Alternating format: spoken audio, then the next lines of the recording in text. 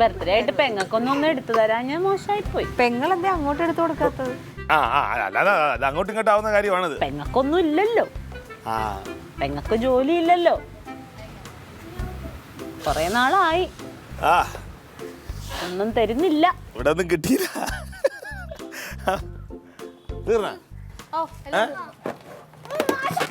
പൊട്ടിച്ചല്ലെന്ന് മകളെ പൊട്ടിച്ച നമ്മള് പൊട്ടിയൊരു ബലൂൺ എടുത്തേ എവിടെ പോയത് ഇത്രയും സമയമായിട്ട്? നമ്മൾ കുമ്പളുണ്ടാക്കി പണ്ട് കളിക്കുന്ന ഓർമ്മയില്ലേ? അല്ലേ വരാന്ന് പറഞ്ഞിട്ടല്ലേ കാത്തിരിക്കുന്നത്? അല്ലെങ്കിൽ ഇവിടെ എന്തെങ്കിലും ഉണ്ടാക്കത്തില്ല? പിള്ളേർക്കെങ്കിലും കൊടുക്കായിരുന്നാ ഞാൻ പറയണത്.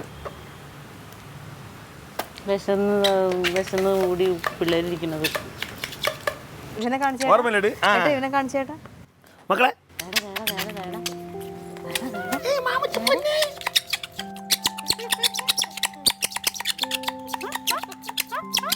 ഹാപ്പി ബർത്ത്ഡേ പറഞ്ഞ മാമന്.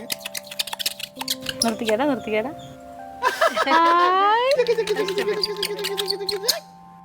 ഹാപ്പി ബർത്ത്ഡേ മാമാന്ന് പറഞ്ഞേ.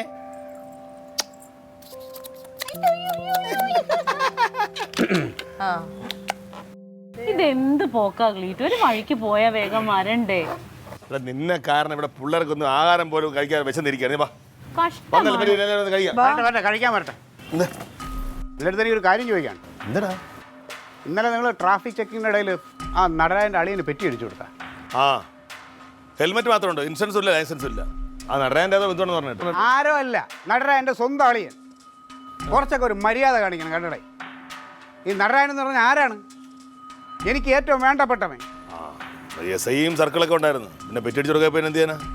എടീ തങ്കം, അവ എൻ്റെ മൂത്തേക്ക് ചോദിക്കുകയാണ്, നേതാവിൻ്റെ എല്ലാ ആവശ്യത്തിനും ഞാൻ കൂടെ നിന്നതല്ലേ, അപ്പോൾ എൻ്റെ ഒരു ആവശ്യം വന്നപ്പോൾ നിങ്ങൾ ഇങ്ങനെയാണോ കാണിക്കണേന്ന്? നിനക്ക് വേണമെങ്കിൽ അന്തസ്സായിട്ട് നൈസായിട്ട് ഊരി വിടായിരുന്നു. പക്ഷെ നീ എന്ത് ചെയ്ത്? നീ വലിയ ആളജമാനായിട്ട് എസ്സയുടെ മുമ്പേ പോയി വലിയ ഷോ കാണിച്ച് 500 രൂപ പെറ്റി എഴുതി കൊടുത്തേക്കണം. പോട്ടെ വീട്ടിൽ വെച്ചേട്ടാ, നല്ലൊരു ദിവസമായിട്ട് ചെറിയ കാര്യത്തിന് വെറുതെ വഴക്കുണ്ടാക്കല്ലേ. ചെറിയ കാര്യമടി, നിനക്കിത് ചെറിയ കാര്യമായിരിക്കും, പക്ഷെ എന്നെ സംബന്ധിച്ച് ഇത് ചെറിയ കാര്യമല്ല.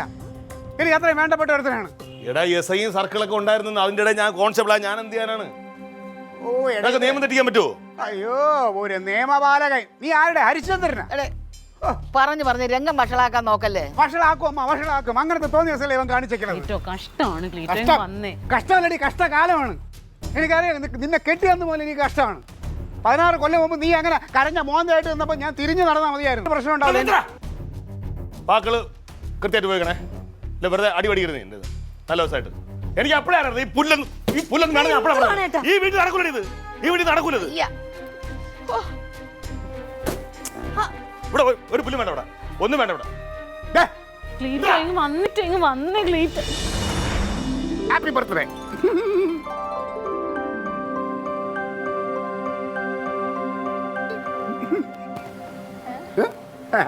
എന്തുവാ കരഞ്ഞ എന്തിന്?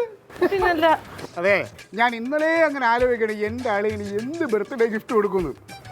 നമ്മളൊരു ആഘോഷം വരുമ്പോൾ ഈ ഒരു വഴക്കല്ലേ നിനക്ക് തരാൻ പറ്റിയ ഏറ്റവും വലിയ ഗിഫ്റ്റ്. ഇത് വല്ലാത്തൊരു ഗിഫ്റ്റ് ആയി പോയി കേട്ടാ. ഇടേ ഇവിടെ എന്താഘോഷം ഉണ്ടെങ്കിലും നമ്മളെ വഴക്കില്ലാതെ എന്താഘോഷം? പോക്കരുത്തൊന്നും അതിരുണ്ട് കേട്ടാ. കാള പോലെ വളർന്നു, എന്നിട്ടും രണ്ടെണ്ണത്തിന് കുട്ടിക്കളി മാറിയിട്ടില്ല. കളിയന്മാരാണ് പോലും, കളിയന്മാര്. ഞങ്ങൾ ഇനിയും അടി ഉണ്ടാക്കും.